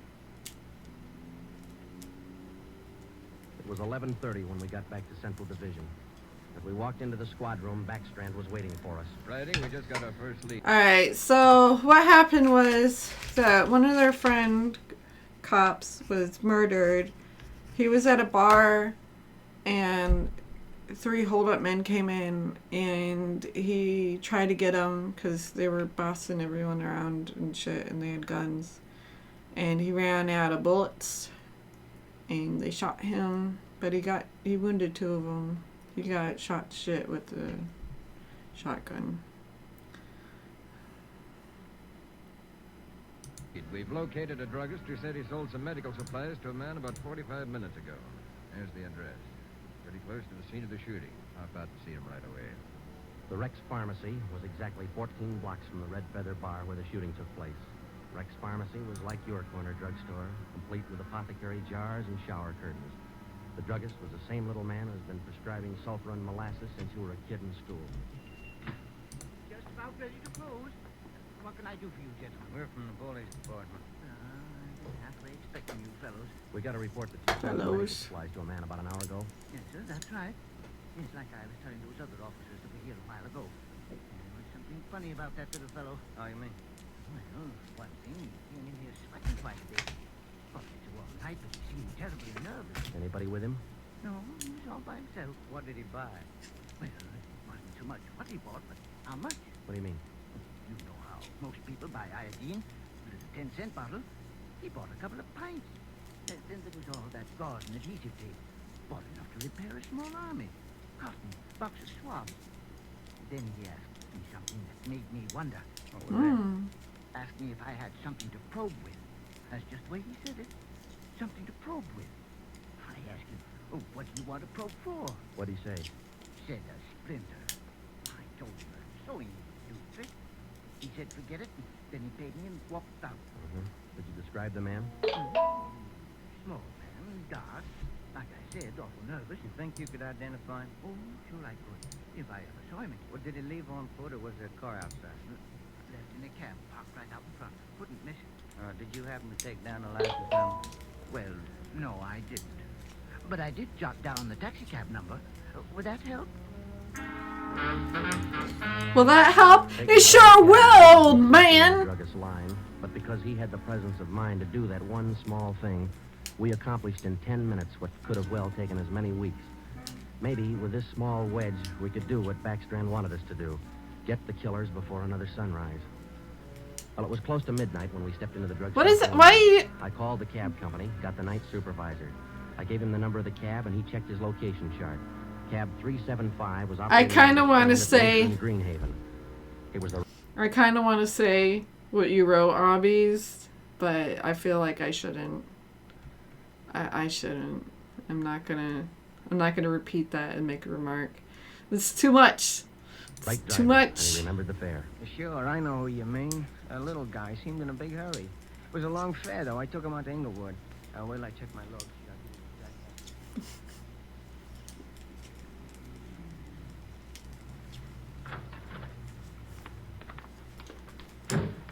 Here it is, Joe. 1523 Imperial. It's the room and half. Yeah, come on, we'll check with the landlady. No, I can't. I'm too pure. Yeah. I can't say such things. Yes, what do you want? Police department. You don't want to hear me say it. Let me see your badge. There you are, ma'am. I'm Sergeant Friday. This is Romero. Homicide. All right. Now, what do you want? I run. Let's try frozen pie Out, crust. lady. It's one of your tenants. Which one? That's what we want you to help us on. Look, do you men know what time it is? Come back here in the morning. Sorry, this can't wait till morning. Well, I'm not going to invite you in. We'll talk right here on the porch and keep your voices down. My tenants work during the day. Whatever you say, ma'am. Now, what is it you want to know? We're looking for a small, dark man. I got 3 here could fit that description. No, he came in late tonight, about 45 minutes ago. I wouldn't know about that. I don't spy on my people. This is very important. You'll have to keep your voices down. Sorry. Dark. Men are more like, they don't want me to say, probe me, Daddy. So I'm not going to. Small. I didn't just say it was dark. You must mean Mr. Tyndall. What's he done? What's his room number? in the room, Ken, but I can't tell you. Hobby. Listen down the stairs. You're If this funny. How, you'll wake all my roomers. We'll be as quiet as he wants us to be. What do you mean by that? Is there going to be trouble? I don't know, lady. Where do we find number 10? The end of the hall, last room on the right, and keep your voices down. If you'll just wait in your room, lady, we'll call you for lunch. Okay, here we are. Keep the door clear, Ben. We might have trouble. Think they all in there? We'll know in a minute. Good thing I have text to speech with the donations and stuff now, just in case there is a naughty donation. I don't have to read it anymore. Not that I ever got naughty donations. Police department. I'll try this closet, Joe. What do you want with me? What are you looking for? Closet's empty. What'd you say your name was? Tendo, Bob Tendo. New name, but same face, huh, Joe? Yeah, how long you been out of jail, Kenny? My name ain't Tenny, it's Tendo. Your name's not Tyndall, it's Sam Tenney. We sent you up on a robbery charge 4 years ago. Now, isn't that right, Tenny? No, it's not right. You got the wrong man. I never been in jail. Yes, you have, because we sent you there. Now, come on. Who'd you buy the medical supplies for? They never forget a Tenny. Look, Tenny, it's a hot night and it's late, so let's cut out the smart talk, huh? What'd you buy those medical supplies for? Tenny, look, you're a two-time loser right now.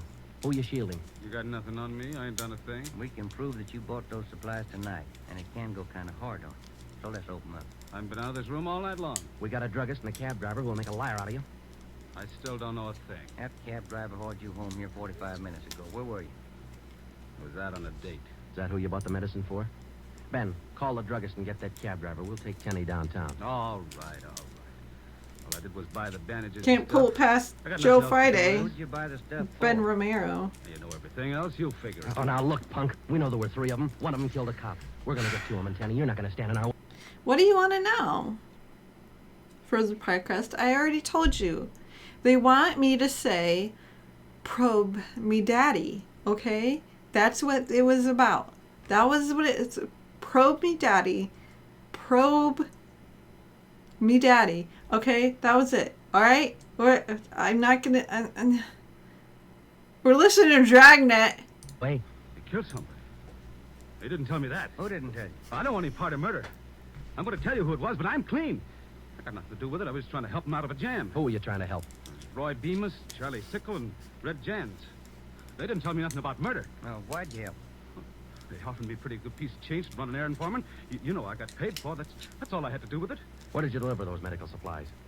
I have to tell you that. I'm definitely not saying that one. That's disgusting. We'll give you protection. Now, where are they? Jinx. Can I go to jail till you get them? You'll get protection. Give us the address. It's an apartment house. But I'm more like you liar. The Blue Eagle. You know how many TVs I could get with that? Like 3. We took Sam Tenney down to Central Division with us. On the way downtown, he told us that Red Jance and the other 2 had their room at the Blue Eagle barricade. Maybe 4. Tenney said that they told him that they'd kill the first cop who tried to take him. Well, we knew they were wounded. He told us that Sickle had an arm wound, Bemis got it in the leg, and Jance had a slug in his side. We figured they'd be weak from the loss of blood, and we could take them easy. You could just Take those guys keep easy. your L's, Sure, they lost a little Metamorlock. blood, but they had enough fight left to stack that room. And they got enough left to kill you if you try to take them. Wow, I love that. Wow, that's good. On the way to headquarters, we... Wow, that's good. Prob me daddy long and hard while the Dragnet plays Craigasm.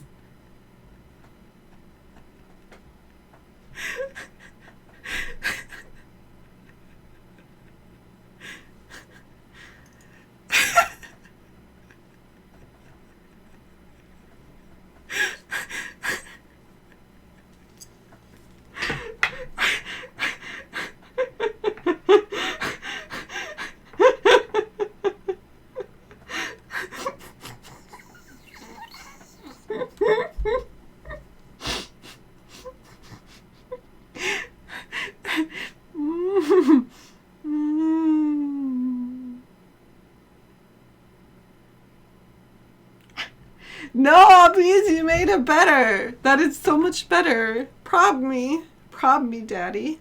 Prob me, daddy. Stopped at an all-night drive-in and called Ed Backstrand. We told him we had a radio car watching the Blue Eagle. We gave him the whole story and told him we were on our way in. By the time we checked into homicide, Ed had the plan all mapped out. It was 2:25 a.m. Here's the map from the city engineers. It's one city block bounded on the north by Hawthorne Street, on the south Lawndale Avenue, on the east 16th Street, and to the west 17th. Blue Eagle apartment house is right here on 16th and Hawthorne. West of the Blue Eagle is fine. a private residence. South of the Blue Eagle on 16th is a vacant lot.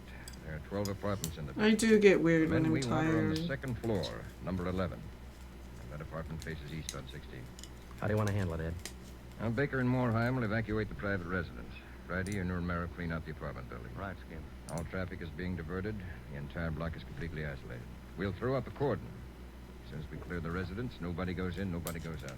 Will you brief us again when we get there, Ed? I'll give you all the briefing you need right now. Get this. These guys have already killed a cop. I don't want to lose any more. You know they're heavily armed and they're desperate. Have the men draw shotguns, tear gas, and Tommy guns. I'll take Tommy guns! All right. Now, we're not going in after these punks like tin horn heroes. We're going after them, and we're coming out alive. All of us. What time is it, Brady? 2:37. Not much time till sunup, is it? Oh my gosh. It was a code 2. That means red light and move fast. Backstrand figured we needed 6 squad cars, 4 men to a Could you car, put a condom 20 on your public dick address with her trucks, feet, frozen ambulances, pie floodlights. crust? Ben checked out the weapons to the men, and by 2:46, we pulled out of the Central Division garage. We slid into the area at 3:20 a.m. The 6 squad cars and the public address truck took up their positions. The floodlights were rigged and I ready don't to know, turn on garbage Backstrand's bin. I lane. can do a lot of things Machinery with was my set to roll feet. as soon as we got the neighborhood cleared. Ben and I evacuated the Blue Eagle apartment house. How many does that make, Joe? Well, we've cleared 9, 2 to go. Here's apartment 10.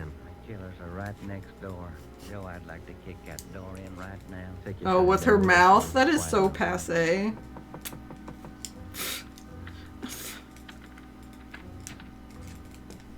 What is it? Hi, May we come Uber in? style. Yeah, of course. We're just in here knitting. What's the trouble? No trouble. We're evacuating the building. Now we'll have to ask you to leave for the back door. We'll notify you when to return. Please leave quietly and lock your door. What's going on? No time to explain. My Thank you chat's very being much for inappropriate. Admonish them. Okay, now we'll skip 11 and go to 12. Yeah. Alright, you guys, shh, we're listening to Dragnet. They got their Tommy guns, okay? Yeah? Who are you? Police department. Can we come in? Sorry to disturb you at this hour. We're evacuating the building. Please hurry and leave quietly by the back door. Alright, Notify so... when you return. No, there's no lewd talking. It Alright. was 4:10 a.m. So Everything this was is set how now. much The we've neighborhood done was tonight completely so cleared. far. The entire block was Whoa! empty except for apartment 11 on the second floor of the Blue Eagle. I left Starting Ben to with watch the door knit. of apartment 11.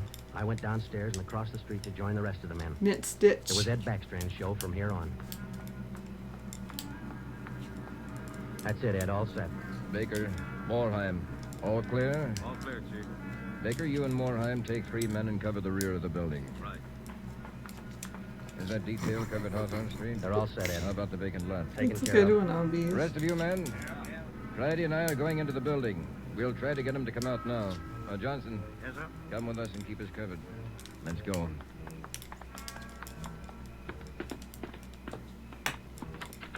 Apartment 11's up at the head of the stairs, Ed. Right. Any action, Romero? Not a thing, Skipper. Keep down, all of you. I'll try to get him out. Gents, Demas, Stickle, you're all alone. The building's clear. Come on out with your hands behind your head. Come on out, gents, or we'll come in and get you. You hear me? I hear you, Ed. Come on, let's get out to the street. Johnson, cover that door and be careful. Keep down. Right, Chief. Friday, Romero, come with me. We left Sergeant Johnson to watch the door, and we ran out into 16th Street and ducked down behind the police sound truck. The floodlights hit the side of the building. Backstrand grabbed the microphone. Gents, Bemis, Sickle. You've got 30 seconds to come down out of that room. Walk out backwards with your hands behind your head. Stay together. Don't fan out. 30 seconds, gents. 30 seconds. Pew pew pew. They're making it tough, Ed. Romero, lob some tear gas through that window. Right, Skipper. Come on out, Bemis. We're giving you a chance. That's more than you gave that cop in the bar. Come on out. That's Jance, Ed. He isn't coming out. I cannot knit with my feet. In another room. Shoot the gas in there. Listen. That's not going to get him out, Ed. Give it time, Friday. lights in up there. Righty, rake that second floor with the Tommy gun. Let's keep them in one room. Right. Hold your fire, Fatty. George, give us a couple of masks. Ben and I are going in. The rest of you men concentrate your fire on those 2 rooms. Hit them down. Here's your mess, Joe. Let's go.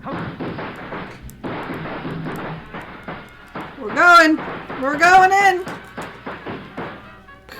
Put that mask on, Ben, and keep down. Yeah, wait a minute. Somebody coming down the inside stairs. Duck, Ben, he's got a gun. I got one, copper. Get out of my way. Stop it, you. You haven't got a chance. I'm coming through, copper. Think I stopped him, Joe. Can you see Johnson? No, it's too much gas in there. All right, you two up there. We got one of you. The other two, come on out.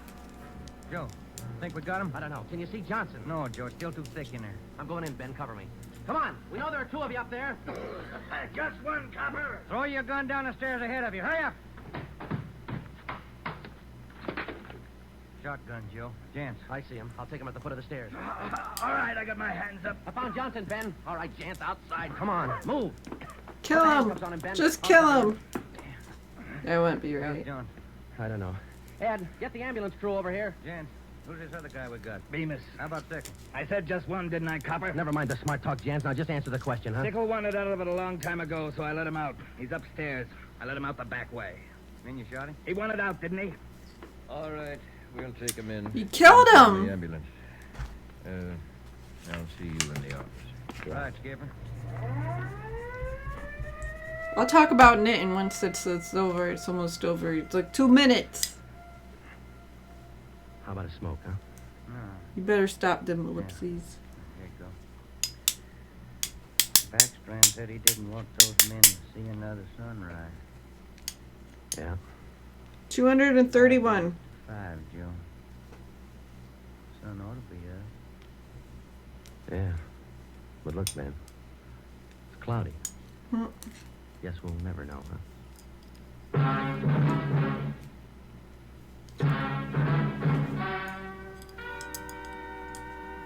The story you have just heard was true. Only the names were changed to protect the innocent.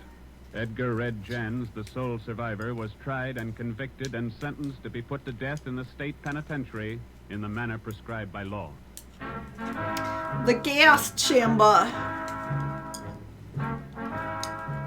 You have just heard the 4th in a new series of authentic cases from official files. Technical advice for Dragnet comes from the office of C.B. Horrell, Chief of Police, Los Angeles Police Department.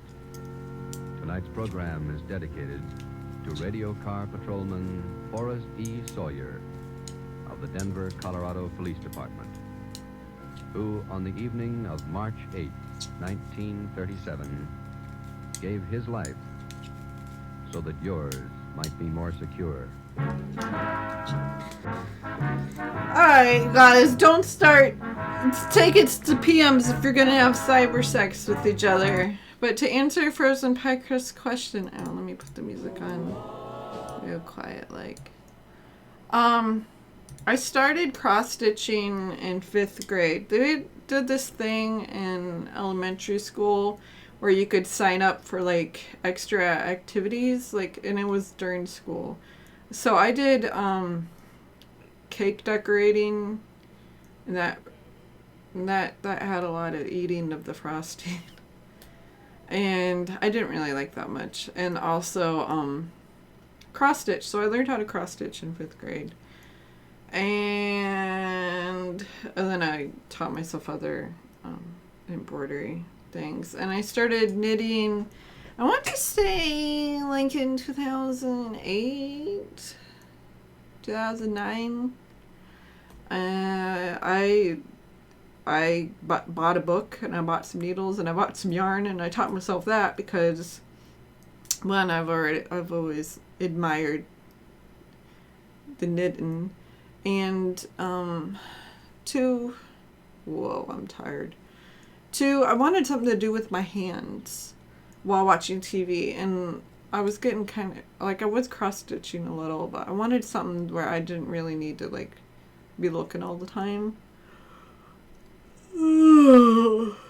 So, that's when I started doing that. Okay, staff's gone. Which one of you guys fit? Which one of you guys squealed? Huh? Which one of you guys squealed? Squealers.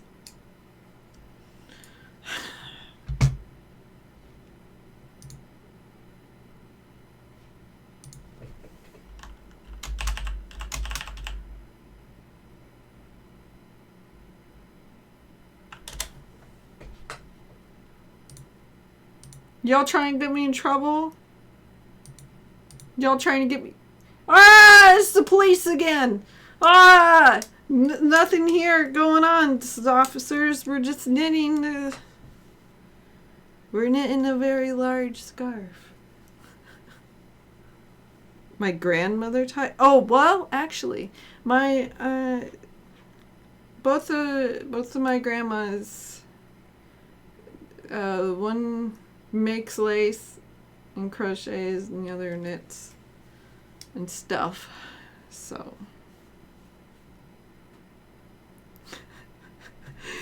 What is that? Ann Lude. So, alright, so I need to decide. Do I want to do one more Dragnet? Because I thought I would go until 1:30, but I'm kind of tired. But I kind of want to go to 1:30. Or we can listen to Christmas songs until 1:30. We'll listen to White Christmas as we decide if we want to stay up or not. Because I like this song anyway.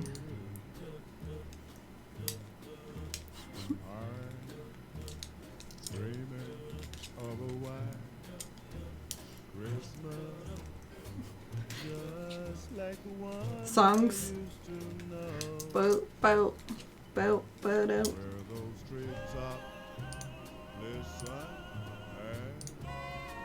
Maybe next time we'll listen to what is it? Gunsmoke.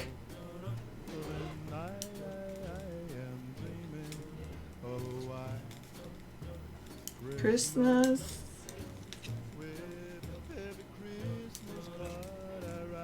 Do.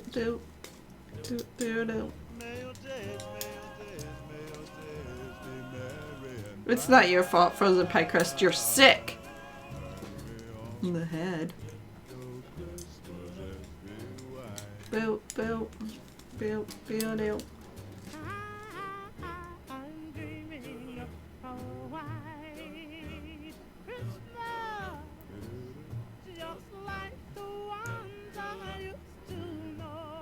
That was a little surprising.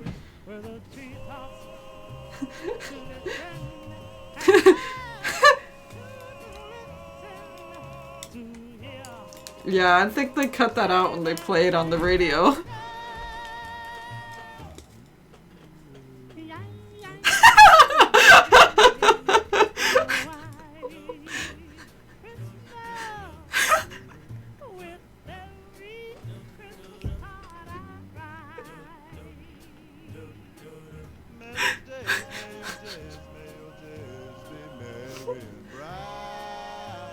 Oh, I have hair down my shirt. Oh, my halo.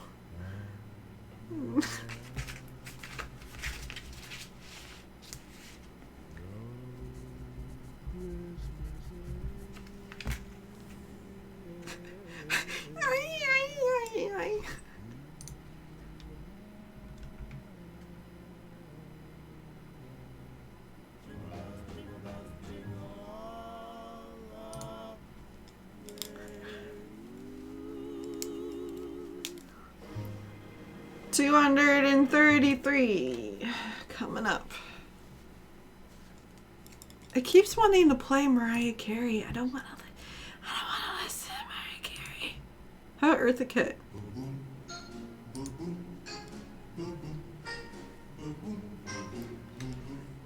Hey, Frozen Pie Crust, want to see something cool? Santa baby, where is it? Is it this one? Been an awful good girl, Santa baby, so hurry down the chimney tonight. Think you feel sick?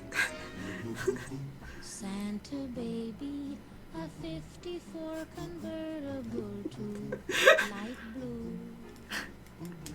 I'll wait up for you, dear Santa baby. So hurry down the chimney tonight. Alright, we're starting with the pearl. Isn't that fucking weird? Think of all the fun I'm tired.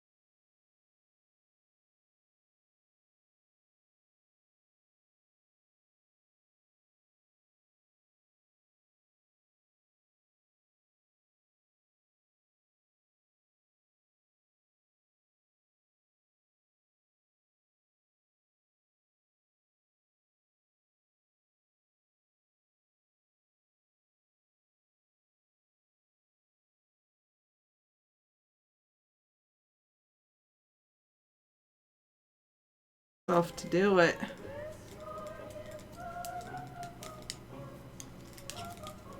What was that?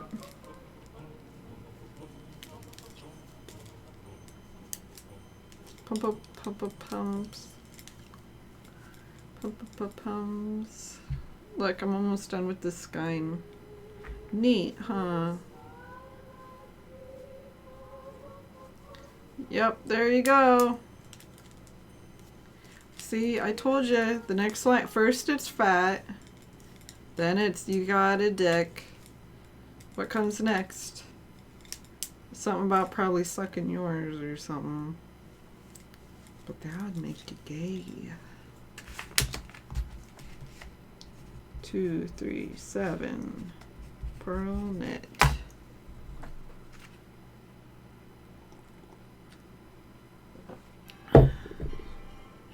Can you guys believe that Boogie got the fucking Game Award things?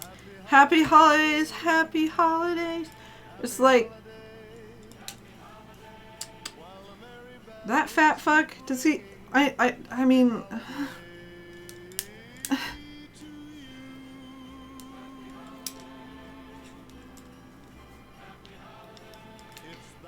Boogie won Gamer of the Year or some shit. It's like, and they're like, oh, you really deserve it, man, because you're so fat. And he's like, thank you, I do deserve this because I'm so fat and depressed. Thank you. And they're like, you're welcome.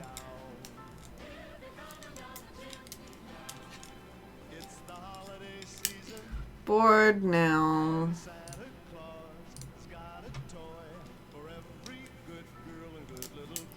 See, I'm all for fucking coming in here and trolling if you want to, but god damn it, at least be a little fucking original. Yeah, why wasn't Poo Pie? What's wrong with my Poo Pie? Poo Pie, I mean, of all the people in the category, I guess like Jacksepticeye should do it because he actually plays fucking video games. I went to Boogie's channel and it's all fucking him just begging for votes and talking about YouTube drama. Like, I mean, he might stream sometime, I don't know. But it's...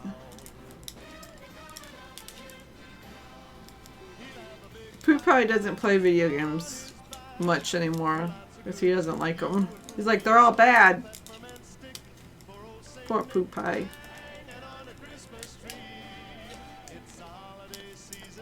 They had to fucking give him his award at his freaking seat because he can't even fucking walk.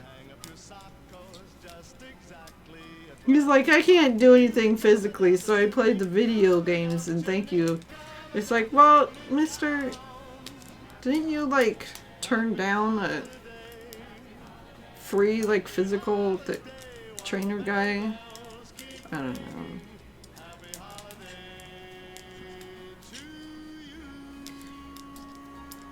Anyway, we shouldn't be talking about mandatory fetch. This stream is ending, but I just... I'm such on a roll with this. Like, look at it. I should probably end it here anyway. It's a good place to end.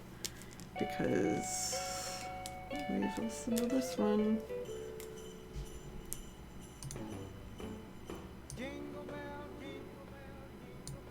Okay, we'll play Perry Como and then we're done. So we've done here to here. It's not very much, but I gotta figure out. Please excuse me, but I gotta figure out if I need. So, okay.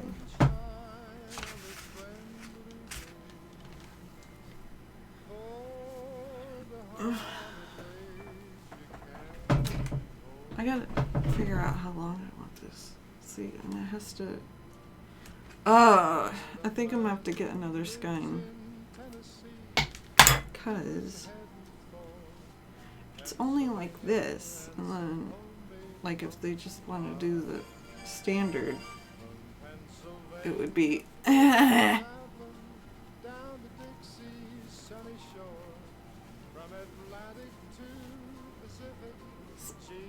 It definitely needs another skein. This is too short.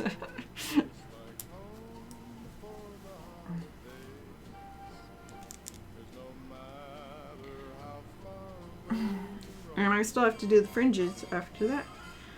So my next stream will be an actual Christmas craft stream. I'll be working on decoupaging like wooden ornaments. I still have these. I mean, I guess I'm gonna like throw them out like after a week if no one wants them. I'm just gonna fucking throw them out because I don't want them. Not that I disagree with the cinnamon, I guess, but the cinnamon. This 2016's almost over anyway. I'm doing it extra wide because I feel like I like. This isn't for me, but extra wide ones are kind of neat. Are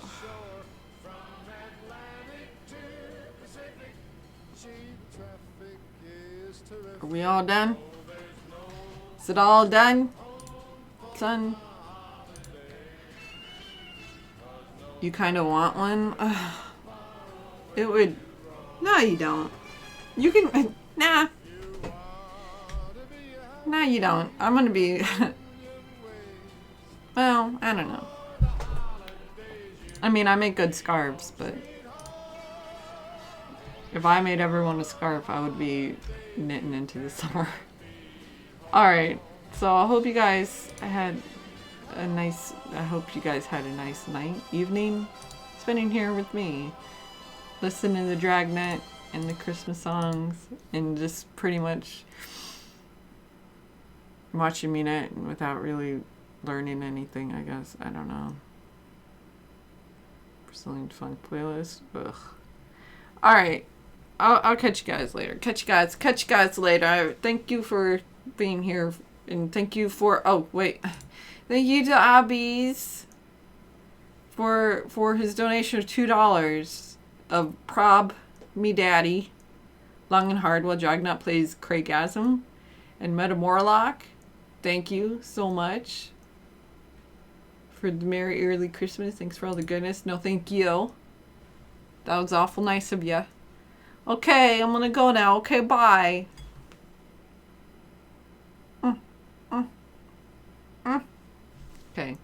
Okay, bye.